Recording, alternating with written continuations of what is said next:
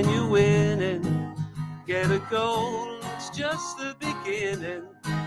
You gotta sing when you're winning. Everywhere you go. Everywhere you go.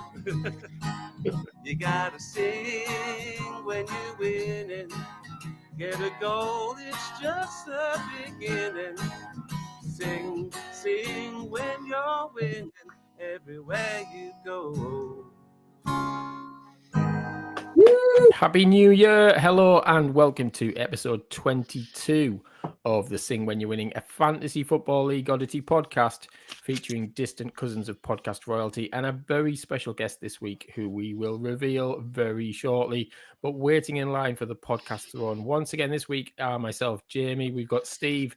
But I thought, there's only a few of us. We can introduce ourselves and the name of our team. And this week, as it's a brand new year, I'm nothing but obvious. What about New Year's resolutions or everyone's FPL New Year resolution? Is there anything we're going to do differently in this new year?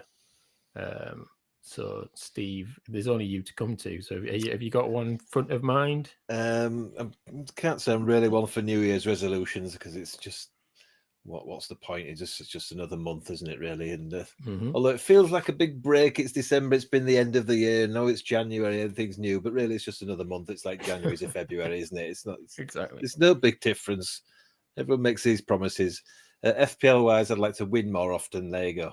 That's good. You can't argue with that as a resolution. I read today that it was an American study, but only 8% of people who make New Year's resolutions actually achieve them.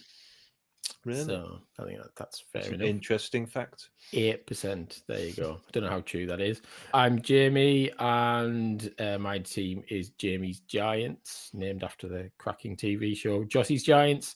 And my FPL New Year resolution is to get rid of the Chelsea keeper because after he's absolutely shocking. He gets booked all the time. His discipline issues, and then when Maresca decided not to even play him this weekend, and which almost screwed my result. I think Chelsea players are out, especially goalkeepers. So that's my New Year's resolution, is to get rid of him and not have him anywhere near my team. So there we go. And our special guest, who we're going to introduce now, can tell us any New Year's or FPL resolutions they might have. But let's introduce him first of all. We've got a bit of market today. Instead of Wikipedia, we've got a LinkedIn. And according to LinkedIn, he's owner of the Burger Society, founder and head chef, having previously worked at restaurants such as the Fat Duck and the Hand and Flowers. Apparently, the company, the Burger Society, pride themselves on gourmet burgers that offer something a little different and have a mission to serve high-end restaurant quality at a street price. I hope this is all true, by the way. But let's give a very warm Sing When You're Winning podcast welcome to Chris Murray. Hello. Hey, how are we doing? Right, Chris? We good? All good, mate. Yes. All good. So we get onto your dream Was that team. all true? Was that true? Yeah, that is all true. Yeah, true? it is all true. So before all that, I was trying to muck about in like rubbish little indie bands around Sheffield, and then decided that I wanted to be a chef. Yeah, did that. Then COVID hit. Then that kind of goosed things for a little while. And then this year, just gone, 2024, decided to start a food business, and we're still going strong. Awesome. And if it was any other time of the year, I'd be feeling quite hungry and excited at the thought of a burger. But right now, the thought of more food, just no. You could hand me a free burger right now, and I'd probably still eat it, but I wouldn't be as excited as normal. They do look like very nice burgers when you see the pictures you post sometimes, Chris. Of your oh, thank you. Yeah, we had that England Euros burger, ones and things. I was going to say that Euros burger was, that was a labour of love. Making all the buns and that myself was a bit of a challenge, but it's fun. Looks like a bit like a heart attack, but lovely. No comment. Lovely. No comment. Although we had a comment on Facebook and someone said the Burger Society, more like the Cardiac Arrest Society. It was like, great. I'm a first troll. Amazing. Delete. Just keep deleting those bots. But talking of fantasy football, I believe this is your first ever FPL season. Is that correct? It's my first ever fantasy football ever. Wow. Yeah, and I'm finding it tough, to say the least. But fun, but fun. It's my New Year's resolution is not to finish bottom. Which I is where think you that currently are. it would, yeah. It's a good New Year's resolution to It's a have. The very good only way is up. It's a marathon, not a sprint. Exactly. But yeah, if it's your first season, it must be. Did you get your head round it quite quickly?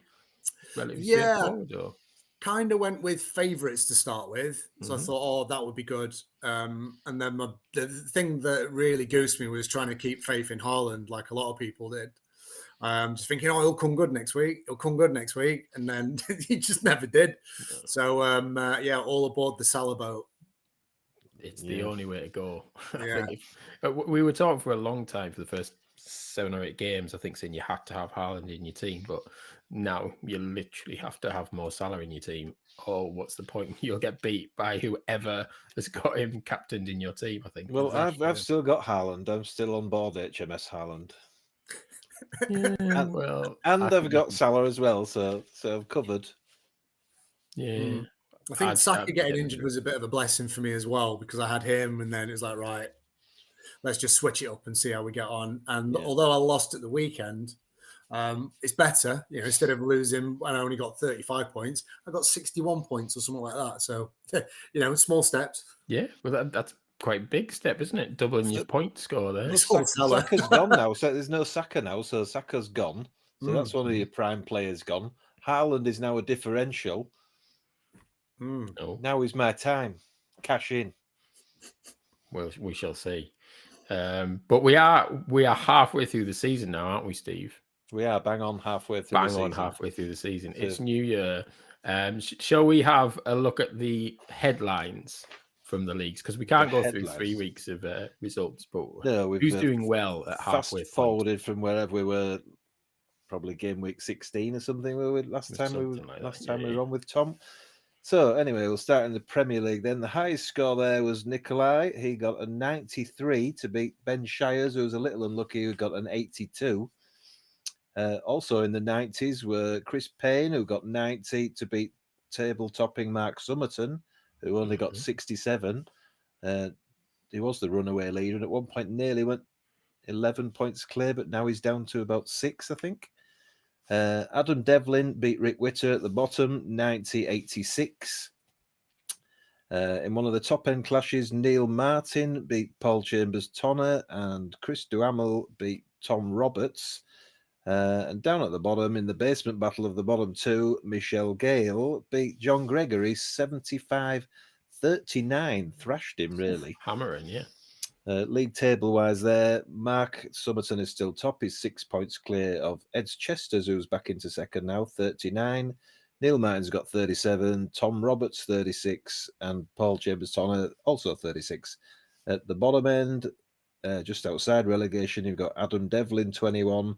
Our very own panelist Dan Stewart is now on 20 points, just outside. Michelle now on 18 points. Faris Badwan on 18 points. Then a little gap, and John Gregory is bottom with 12 points. Championship, Jamie, your favourite. I love the championship. It's great. The top score there was for Alistair Griffin, who got 89 to beat Ross Millard, 62. Jim Daly is top. He thrashed Lee, who's not here. You'll probably be glad he's not here just yet, because he thrashed him, 87-52. Stu at the top end there had a battle with Tim, who's also pushing for the playoffs, 85-59. Stu won that one. Quite a few one-pointers in this division. Graham Swan, 1 point win over Dave Atkins, 83-82. Back-to-back wins for Swanee now. Back-to-back, yeah. Swanee did say he'd been away for 5 weeks and left his team a bit, so he had a few transfers to play with, and now he's won 2 games in a row, so maybe his recovery's starting. Carl, he also got a 1 point win. He beat Tom Gregory in the top half battle there, 73-72.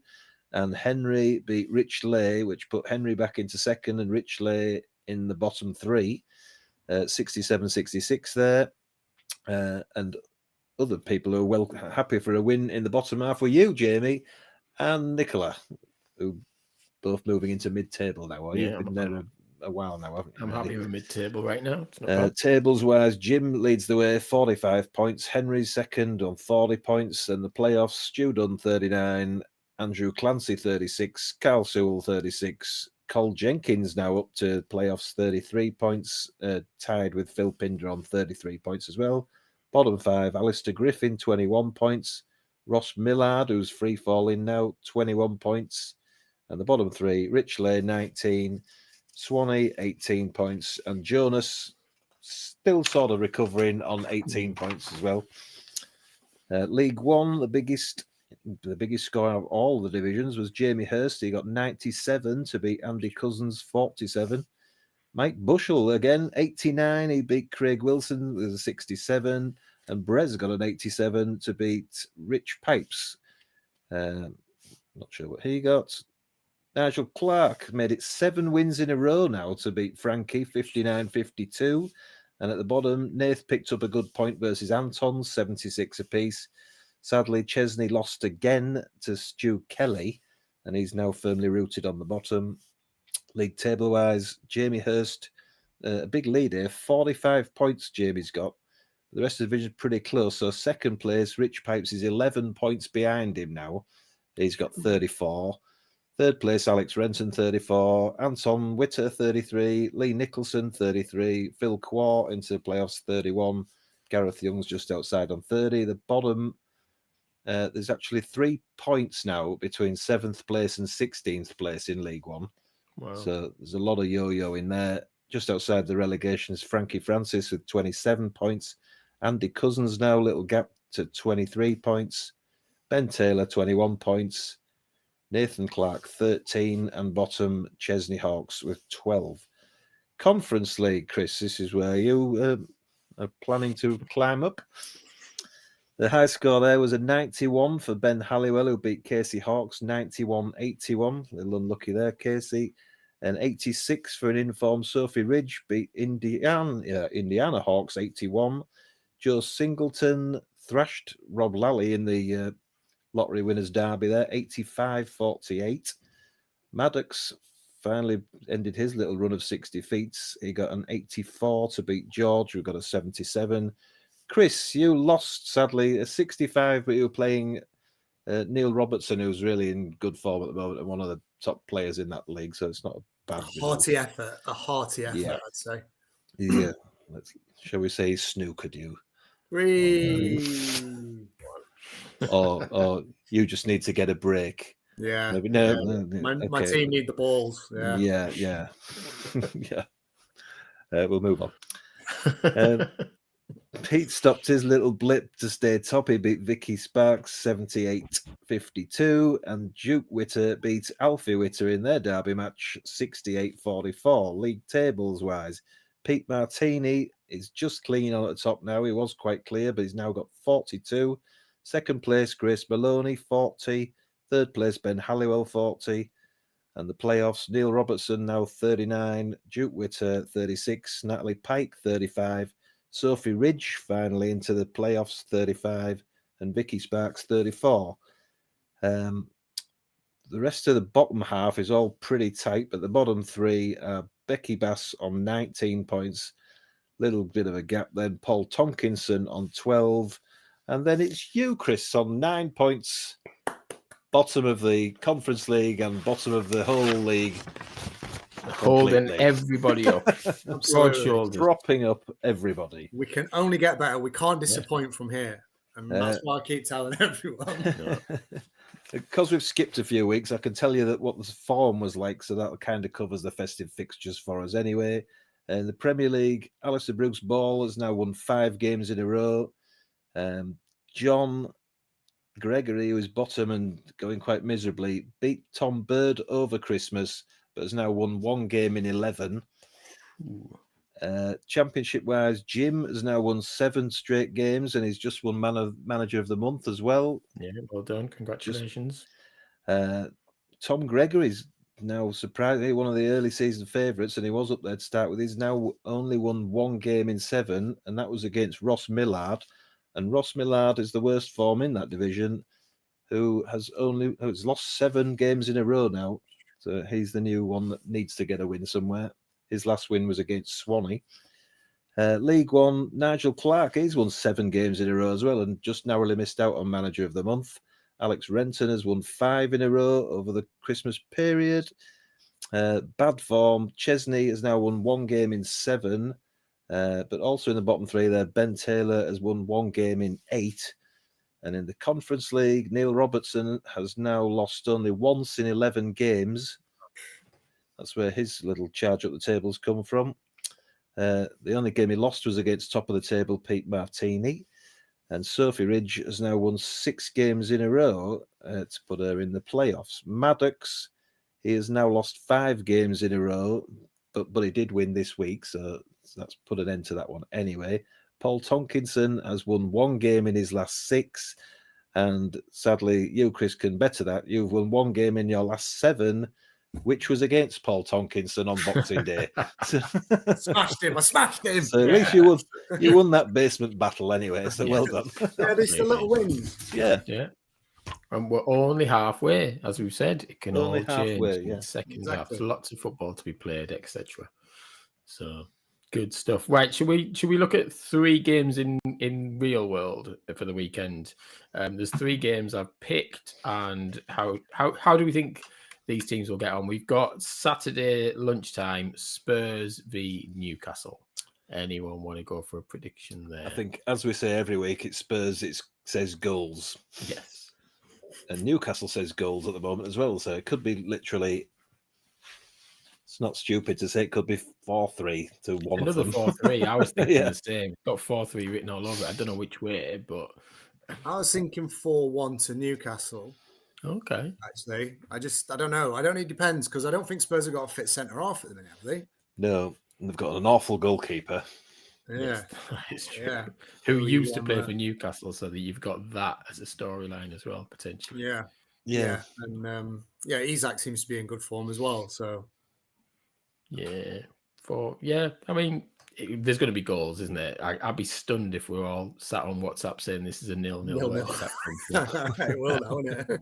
But you never know. But yeah, I think it'll be a good game. And I don't understand. Well, I do understand. I signed Maddison 2 game weeks ago, and he's not started the last 2 matches. What's that? That's because he's swanning off at the darts, isn't it? Have you seen it? Well, that is true. He is at the darts all the time. Right. I don't blame him. We're actually missing the darts now. So obviously it's Friday morning, but yeah, we need to get cracking with the semi-finals tonight. I think that's the trouble with the festive games, isn't it? You just can't rely on who's going to start. You can bring somebody in and then they just get dropped. I thought, oh, good, Maddison. He's a good midfielder to have in. But I think my star signing recently has been Elanga completely. Yeah, well, I kind of did it.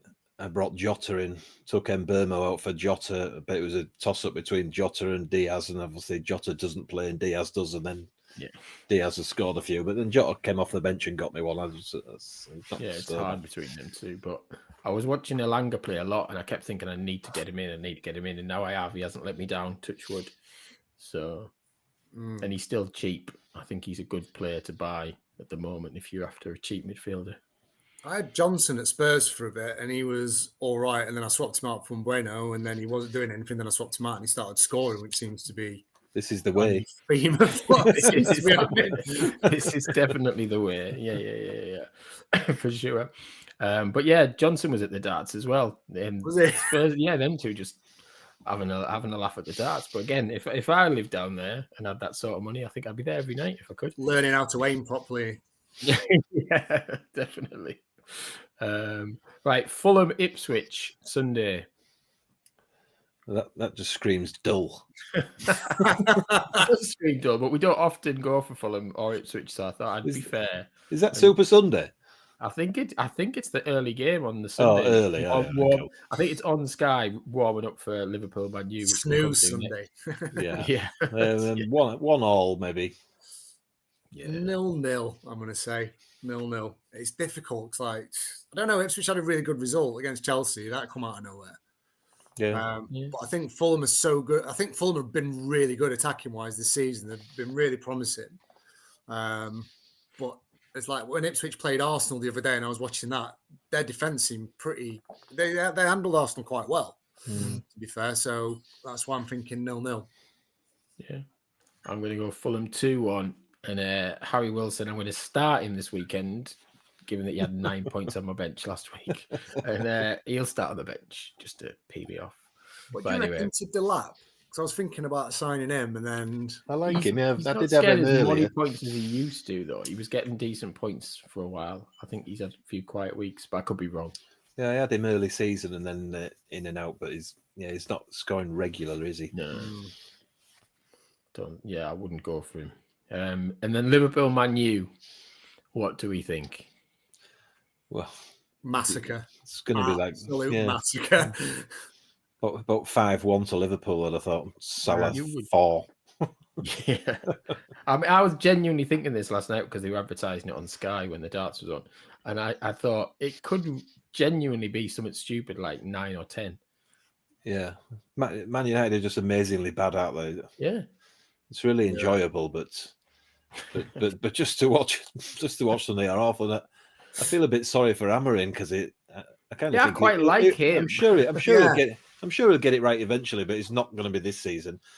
Yeah, I like Amorim. He had like Arteta vibes in the way that he was laying out his store, and he's like, right, we're going to do it like this, and like this. But he's had, I mean, bar the Man City game, he's not had any success at all, really, has he? But yeah, and then they're saying he's got no money to spend or something in January, apparently, unless they can flog a few. But who's going to buy any of that lot?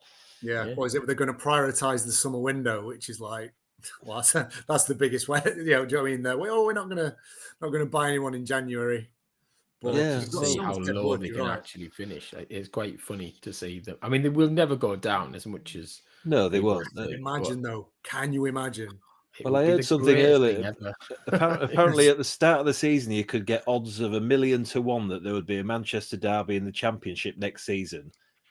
Obviously, with Man City getting deducted points, and now the same bet is 250 to 1. That's brilliant. That's incredible. That. Imagine. Oh, for £1 on that. It'd be too good if them two were both in the Championship. Although the only problem with that is they'd be on Sky every week. So you wouldn't get to watch any of the football. It would just That's true, yeah. Who were Manchester United or Manchester City playing. But I did hear that they fancied getting Amorim in the summer, but then they realised the squad wasn't going to work with him as manager, so they didn't. They just carried on with Ten Hag. So now they've just given him it anyway. But I mean, and obviously he's been proved right that the players aren't right for him. So yeah, they're going to have to give him a lengthy bit of time. Compounds that, doesn't it? Really? Yeah. Again. Well, there's talk of Rashford going to Arsenal, but really, I can't see that. No, I was reading that this morning. He's a decent player, but I don't think Arteta will take a player with that kind of attitude. From what from the reports hearing about that. Yeah, it goes in one ear and out the other. I think they've got that with Raheem Sterling at the minute, and I don't think Rashford's going to help. No. But yeah, well, we shall look forward to sitting here next week embarrassed when we talk about the Man U 1-0 away win at Old Trafford. Yeah, a great goal by Rashford. Yeah, exactly. I tell you what, if that happens, I'll do this podcast in my pants. Yes. Oh, right. Don't cut that bit out. It's clearly not going to happen. I mean, at least I'm not Stu. I do wear pants, so there is that. Right. I've said it now, haven't I? But it's not going to happen, so I'm genuinely not scared. Right, let's, Chris, let's talk to you a bit more about football in particular. So we'll start with why Arsenal? Why are you an Arsenal fan? So my family are from Finsbury Park, pretty much. So it's a split. So my family's, I've got one side of my family from Sheffield and the other side from London. So that's the accent. Yeah. So growing up, I just went to a lot of Arsenal games. It's just a walk around the corner from the house. So that was the team. That was the team I followed, and they were more successful than my kind of second team, if you're allowed one, which is Sheffield United. So, but Arsenal's always been my number one. But yeah, it has to be Sheffield United because my family's from that side of Sheffield, and I had a family member that used to play for Sheffield United. My uncle played for Sheffield United in the late 80s as well. So. Yeah, I have to support him too. It's a guy called David Frayne. So he's a left winger, and Don't know. He was there for a couple of seasons. Then in the second season, he was playing a game, and then he got substituted one day. And then my other uncle ran down from the top of the stand right down and got the manager by like that. I had to go to him, and then they sold him Stockport for 45 grand a week later. So yeah, they don't. Who was the manager at the like time? it used to be. No. Do you remember who the manager was at the time? I don't, because it was before. Because I only got into I only got into football properly after Italia '90. That's when my love of football kind of flourished, and it's such a good tournament. But that all happened before that. But but like Italia '90, like seeing Gaza for the first time, players like Baggio, magicians, man, magicians. It was in Italia '90. I know it's probably within our age ranges, but yeah, that still arguably the best World Cup I ever saw. I think by far, just so good. Like Toto Scalacci and people like that, just absolutely brilliant. Even Pavarotti, do you know what I mean? Singing Nessun Dorma, it's all perfect. Yeah, exactly. And they tried to get us into like opera at school off the back of that. It was like, oh, here's Pavarotti. We're going to show you a video of Pavarotti. And all those idiots were like, yeah, Pavarotti. And then 10 minutes later, we're like, bloody hell. But maybe it's just your age, though. Maybe World Cups are like an age thing because it's like a new when you're that young and you're sort of thinking, oh, this is brilliant. It's the World Cup. It's fantastic. And like to me, 1986 was probably better than 1990.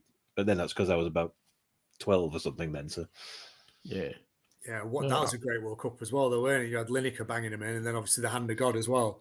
Yeah, and like the Brazil team with Socrates and everybody and stuff like that. Yeah, they didn't win that.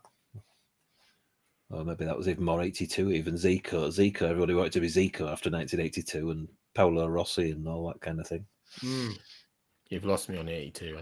86, I remember watching. 82 is the first one I remember, first World Cup I remember anyway. Yeah. But no, they did seem to be better back then. And then 94 kind of ruined it a little bit because A, we didn't qualify, and B, like it was on in the middle of the night, so you couldn't really get into the 94 World Cup. Yeah, I'll always remember Diana Ross missing that penalty. Yes, they just pulled it anyway. Is that the one when John Aldridge was going mad at the lino as well? I think so. Because he wanted to sub him on or something against, I can't remember who it was against, but I just remember Aldridge like getting in someone's face. Yeah. They were class, the Republic of Ireland in that tournament though, weren't they? Yeah, they beat Italy, didn't they? They scored that chip. Houghton scored, it was cracking. I do remember that game. But yeah, classic days of football gone by in the World Cup. But what are your highs and lows of supporting Arsenal then, Chris? I think the highs has to be the Invincible season. Yeah. 100%. But the lows is the Bruce Rioch era. That was just such a strange thing because we had at the time we had George Graham managing us and we did pretty well. So there'd always be something good. So we won the league. Then the following season, I don't think they won anything the following season, but we had a strong finish and qualified. Maybe qualified for Europe. I can't remember if we were back in Europe then or not because of the Heysel thing. But then they won the League Cup and the FA Cup double, so they were good. And then obviously George Graham got sacked, and they brought this guy, and he just didn't have a clue. Wanted to get rid of Tony Adams and replace him with Alan Stubbs. I mean, Alan Stubbs is a good player, but he ain't Tony Adams. And then he was going to ship Ian Wright off to Chelsea as well. Didn't he sign Bergkamp though? I was going to say he is famous for signing Bergkamp. Yeah, I don't think that was a Rioch signing. I think that was a David Dean I've read signing. A few times that he was like majorly responsible for Bergkamp coming in. I'm going to choose to ignore that. All right. I mean, as a Borough fan, I love Bruce Rioch because he was there. He helped us come back from the dead. His ways, from what I hear, he's quite a tough manager. He's got very kind of strict ways of doing things, and it's all very discipline led and fitness led as well. And I don't think the players took to that so well, especially when you got players like Wright and Merson who were a bit off the Reds anyway at the time. Yeah. I don't think they really kind of got to it. So we didn't get the best out of them. So we performed pretty badly and we didn't win anything. And then as soon as Wenger came in, it was they were used to George Graham, don't forget. So I don't imagine George Graham was that much fun. Yeah, but I think he earned their respect. Yeah. And his methods kind of worked. His like defensively, George Graham's responsible for the whole 1-0 to the Arsenal thing. With the defense, you had Seaman, then at the time Dixon, Adams, Bold or Keown, because Keown just got brought into the fray at that point, and Winterburn. So there was such a good defence. And then Riot come in, and I think there was a bit of, who's this guy? Who does he think he is? And that just led to it being a really bad season. Yeah, he was probably. I wouldn't have put him in the frame for a club like Arsenal, to be fair. No, but he was being touted about a bit, wasn't he? Because at the time Bolton were doing well. I know I mentioned Stubbs, he was doing well, but you have McAteer. Yeah, true. Did you not go on like a mental cup run or something? Bolton went on a couple of mental Bolton cup were quite runs, good then, weren't they? Yeah. Yeah, they did. And then Leeds rescued George Graham from the scrap heap, and we had a couple of 2 or 3 dull George Graham seasons.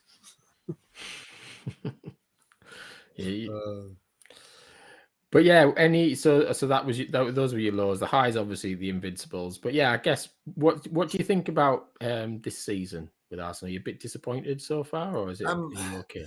I'm not. I think we were. I think last season there was an element of, I don't want to say overperforming, but it's just getting a balance right. Really, I think he's gone too defensive this year.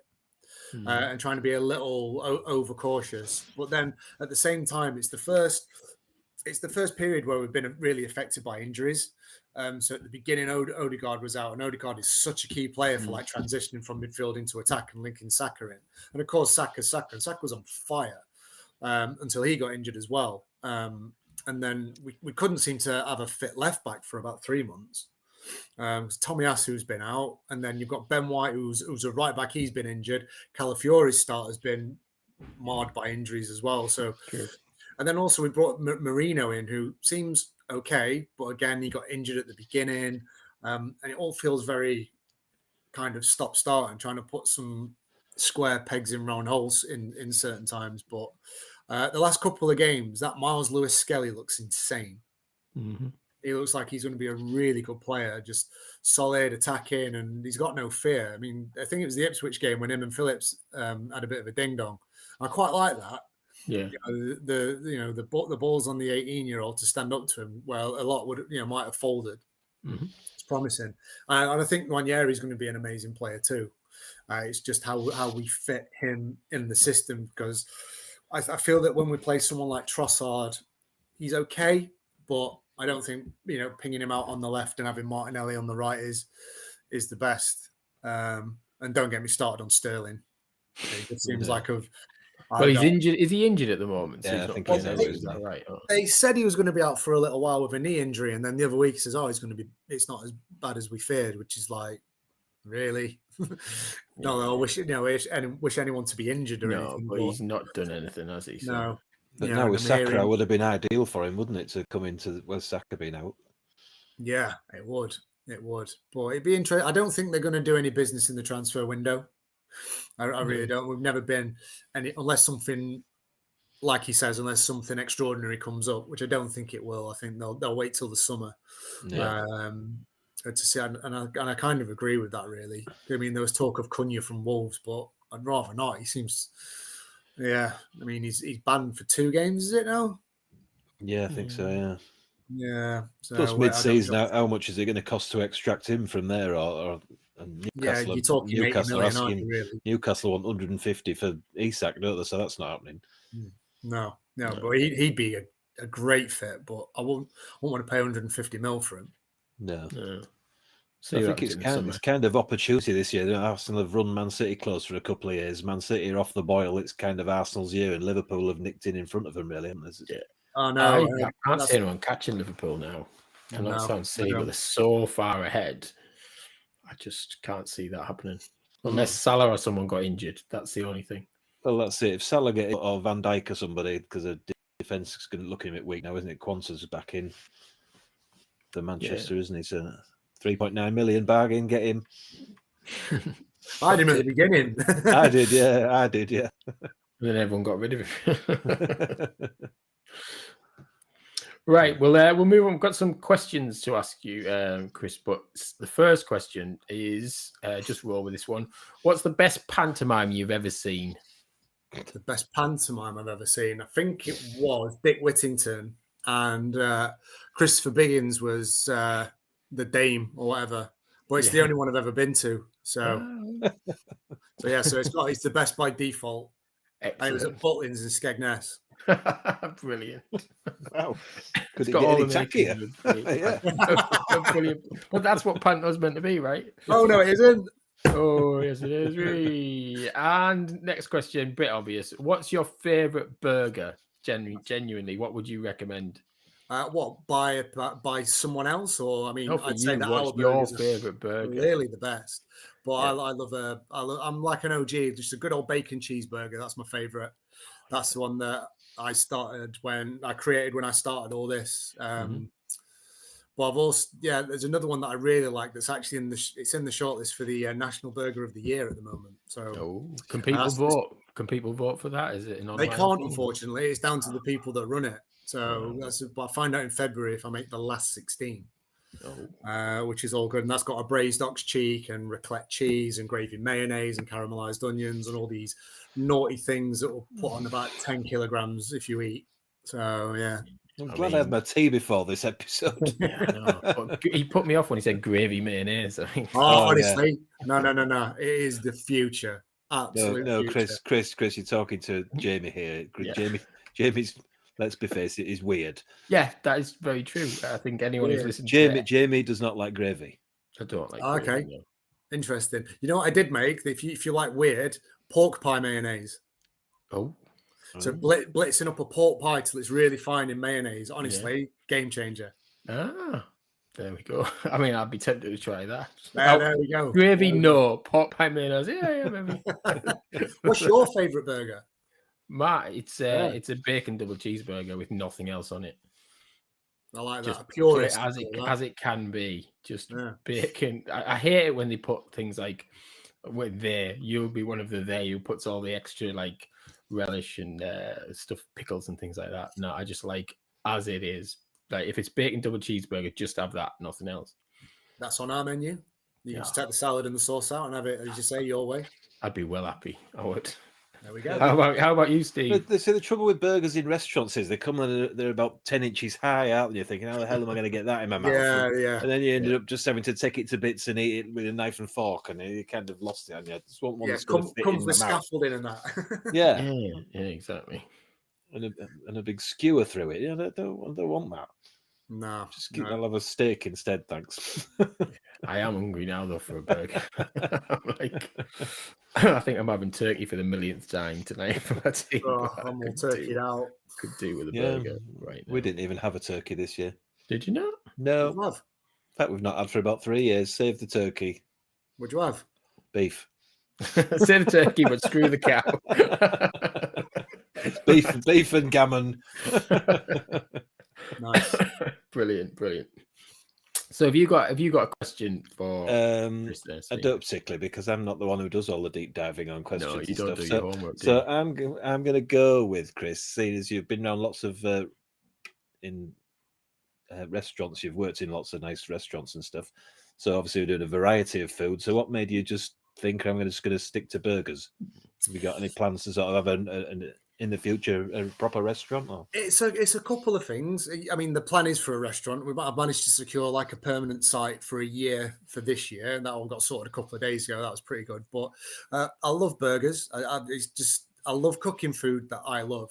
And the point of working at places like the Fat Duck and Hand and Flowers and things like that is just to learn how to cook properly. Because I loved cooking before, but I didn't really know how to do it to a decent level. And like round here where I live in Wokingham, there's so many really good restaurants in close proximity. I think we've got 2-3 Michelin star restaurants, a couple of 2 Michelin star restaurants, and I think we have 3 or 4 1 Michelin star restaurants as well. Wow.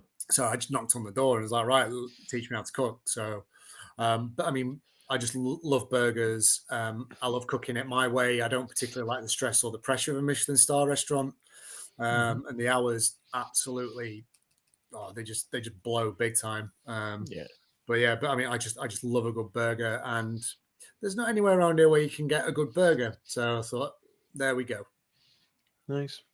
Good stuff. We'll have to have a league trip out sometime down there to have burgers. Well, hopefully I'll get a van soon. So if there's like a league kind of get together, I'll just park the van outside. Nice, yeah. Got to make it happen, Steve. So working in Ollie's restaurants, are they all a bit like Gordon Ramsay, or is there a lot of shouting and swearing going on? In the Fat Duck, no, it's all very clinical. There's 48 chefs that work in there, and you always work on like one dish. So I was designated to a dish called Sounds of the Sea, which is the one where you have to put the iPod in, and then they spray the thing of like a scent of the sea, which is like vinegar. It's like vinegar and salt and all sorts of weird stuff that to make edible sand, and then sea foam. It's what they call a ceviche out of a selection of fresh seafood. So you work with razor clams and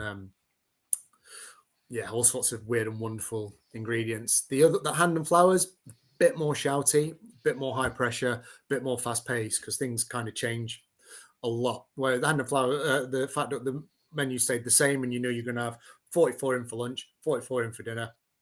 That's fine. But the hand and flowers, you don't really know, and then everyone's running about, always behind.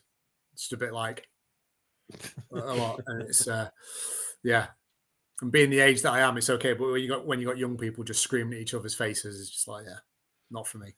Not for me. Mad stuff.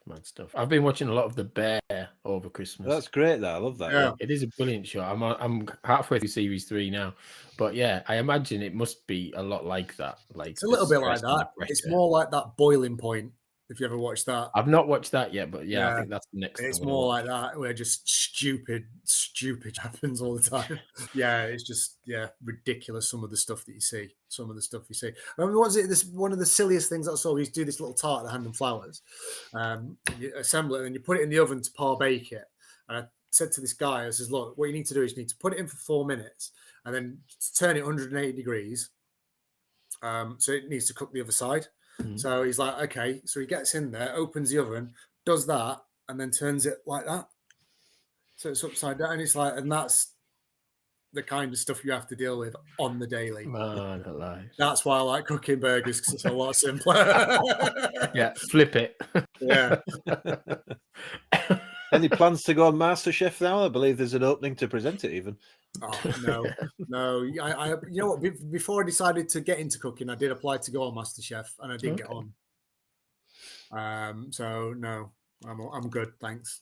Was there any kind of process that you took part in? Did you have to go in and so I had to go to a hotel in Manchester and take a cold dish with me, and then do an interview. So they try your cold dish, which, funnily enough, was another tart. And then if they like that, you go through to an interview thing. Well, apparently I wasn't ambitious enough. Because they asked me if I could win it, and I said no, like an absolute wally.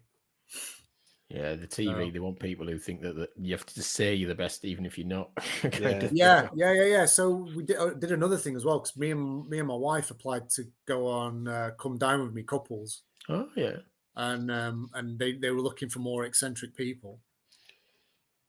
Yeah, a bit of a fix when you're a chef, though, isn't it, Chris? Someone, wow, this guy's amazing. This was pre-chef days, because they do check you out. You have to, provide them with all sorts of details. But I think after you do because I was talking to a guy who used to work around here, who won the professional ones a little while ago. Oh yeah, a guy called Craig, and he said it's just a nightmare. It's just a nightmare. Yeah, like dishes getting cold while they're filming and all that kind of stuff. Yeah. Although I guess it's good for the PR. Sorry? It'd be good for the PR and the profile, but probably nothing else. It will be, But I mean, over the past few weeks, some of the stories I've been hearing about Mr. Wallace, it's quite incredible. But we'll leave him there. Yeah, we'll leave. I don't have to edit this more than I need to. But it's fascinating stuff. And we look forward to the burger van at the end of season bash. If there is an end of season bash, who knows? Right, let's play Sing When You're Winning Superfan. So you have listened to at least one of these episodes, so you'll be aware of the fact that each week we test our guests' footballing knowledge, see how many questions they can get correct in 90 seconds. Now, we use ChatGPT. I've already discovered that one of the questions is nonsense tonight. I did a bit of prep and we've got rid of that one. But top scorers are 6. So 6 is the score that will get you at the top of the leaderboard, or more will put you in front. But this will be the highest score of 2025. It will, no matter what. Well, I need to try and get top of summit, boys. So let's go. Yes, and if you beat 6, Joe in particular will be scrutinising the difficulty level of the questions, because that definitely came up last time with Tom. And 2 is the score to make sure that you're not bottom. Well, you joint bottom. Anything more than 2, essentially. Okay. I'll probably get 1 now, knowing my form.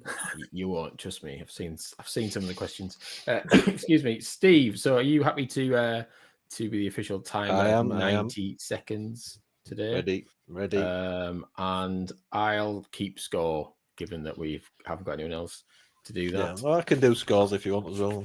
Well, we can both kind of multitask. We can multitask. But yeah, the time will start when I ask the first question.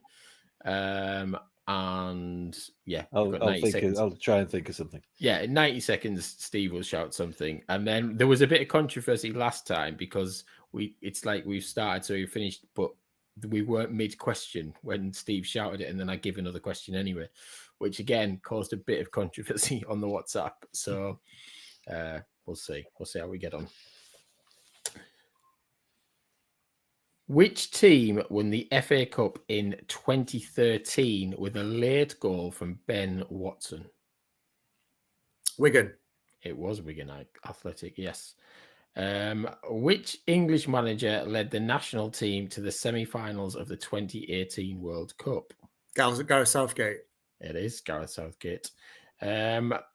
Which player scored England's only goal in the 2018 World Cup semi-final? Pass. Kieran Trippier. Who won the Premier League's Player of the Season in 2014-2015? Ronaldo. It was Eden Hazard. Who won the Premier League Golden Boot in 2018-19? It was given to 3 players, so any one of the 3. Aguero. He's not one of the 3, unfortunately. Oh, Kane. It was Salah, Mane, or Aubameyang. Which Premier League team was relegated after the 2015-16 season, despite finishing with 41 points? Oof. Leeds. Newcastle United. Next question. Which team won the UEFA Champions League in 2000, defeating Valencia in the final? AC Milan. Real Madrid. No. Who was the top scorer at the 2006 FIFA World Cup?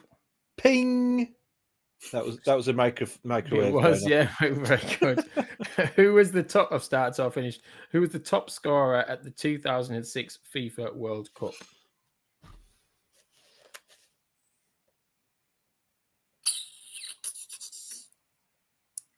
Just trying to think.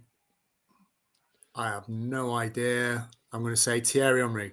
It was Miroslav Klose. Of course it was. He was always top scorer. Yeah, and I think you got 2 at the end of that. Yeah, I think 2. Yeah, it was 2. So you joined with lots of people on 2.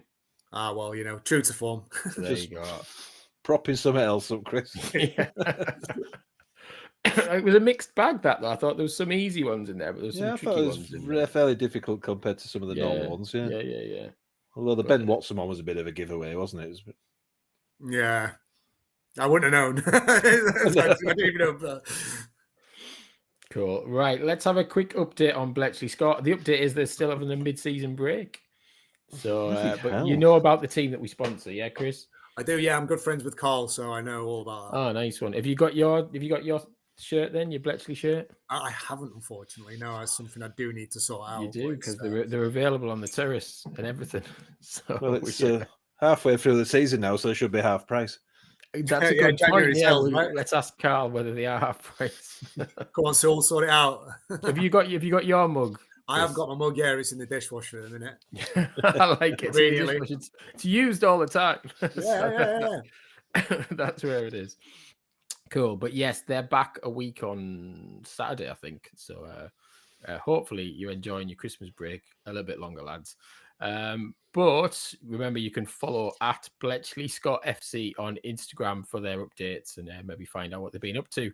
But the last thing we're going to do on this week's pod, as you're our special guest, Chris, I thought we could have a bit of a competition to see if you can guess America. This is according to CBS in America.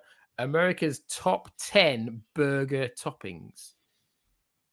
It's burger toppings. So see if you can guess.